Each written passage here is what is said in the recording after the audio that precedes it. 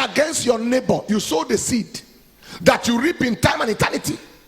When you stole money that is not your own, you sow the seed. When you step into somebody's home, push out the woman, marry the man, the man. All right? The woman doesn't deserve the man. You deserve the man more than the woman. You sow seeds that will generate for you harvest in time and in eternity. When you fail the student because she refused to compromise and give you bribe or sleep with you, and you fail them in exam, as if they send them to school for you to destroy their lives, you sow the seed that you are going to reap in time and eternity. When you carry petrol and mix it with kerosene or something in order to increase the profit, you sow the seed that you will reap in time and eternity. When you carry flour that they used to bake and you mix it with cassava to increase its volume, you sow the seed that you reap in time and eternity. When you increase, you reduce your age in order to get job, you sow the seed that you reap in time and in eternity. When you lied so you can get visa, you sowed a seed. Are you hearing what I'm saying here today? People are busy sowing seeds on a daily basis. When you lie against your neighbor at the place of work so you can get favor, you sow the seed so that the person can reduce and you can increase. You sow the seed. When they sent you to buy something for your organization and you increase the price so that you and the seller can share the difference, you sow the seed that your children may not recover from.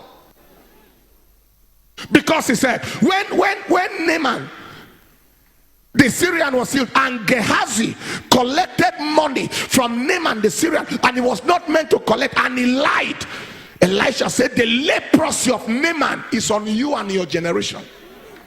There are people who do things today and implicate their children, even children yet unborn. You sow a seed.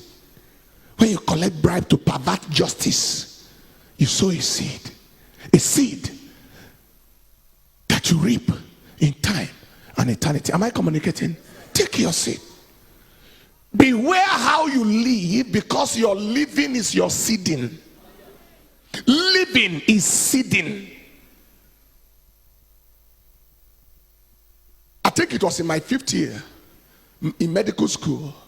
We're doing word round. I think I can remember the word 15, where I met a young man. This young man had 3 major conditions, and each of them could lead to a person's death. He had number 1, chronic liver disease of alcoholic origin. Number 2, he had constrictive pericarditis, which was also traceable to alcoholism. And number 3, he had pulmonary tuberculosis, all traceable to alcoholism. The young man was 19 years old. 19. He was in Polytechnic. When I spoke with him, he told me he had lived recklessly in a hurry. He could drink 19 bottles of alcohol in one sitting. His living was his seeding, and his multiple organ affliction was his harvest. The liver was affected, major organ. The lung was affected, major organ. The heart was affected, major organ. It was his harvest. I looked at him. I led him to Christ. I said, you wasted your life in a hurry. At a young age, you just finished yourself. But I led him to Christ. And I traveled. On my return back, I was told that he was taken to the theater because the heart was so bad. The professor of surgery wanted to do a surgery on him and strip. The pericardium is the outer bag, outer covering of the heart, into which the heart beats like this. And it's like, and so when it is constricted, the heart has no allowance to beat.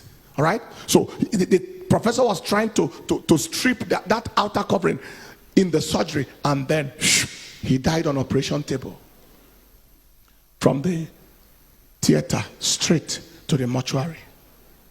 Having lived in a hurry, he sowed seeds that produced negative harvest. I felt so terrible when I returned back and I was told he died on the table. But I was only consoled a little bit that at least he gave his life to Christ at the dying moment. But he cut short his potential. Everything that could have become of him in this world perished. Any life he was meant to touch vanished. Whatever he was meant to amount to ended abruptly at the frequency of sowing negative seeds that produce negative harvest. Life is a seed. Every time you do something good, you have sown a good seed. Every time you put a smile on somebody's face, you sown a seed that can affect you and affect your children. Every time you touch somebody for God, you sow the seed. Every time you release resources to change lives, you sow seeds. Life